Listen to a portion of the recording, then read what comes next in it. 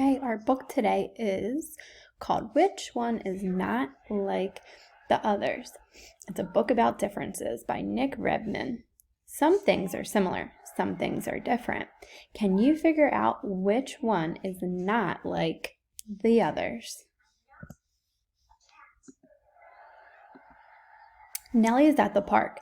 She has seeds in her hand. She likes to feed the birds. Which bird is not like the others? Let's point.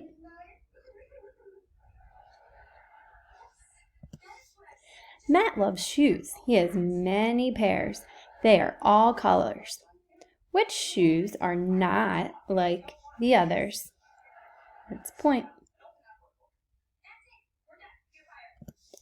Carly is feeling hungry. She goes to the kitchen. She sees 4 bowls on the table.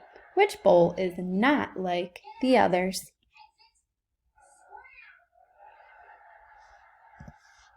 Carson likes being outside. He sits in a field. He sees many flowers. Which flower is not like the others? Let's point. Molly likes playing sports. She sees lots of balls on the ground. Which ball is not like the others? Let's point.